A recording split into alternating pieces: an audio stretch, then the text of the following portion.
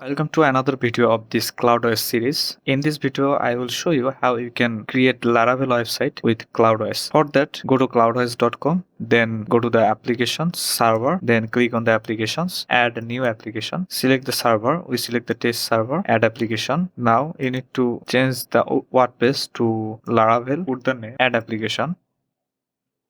It will take up to 2 minutes to create this application. The Laravel application has been created. You can see the application under the application and Laravel. Here you can get the access.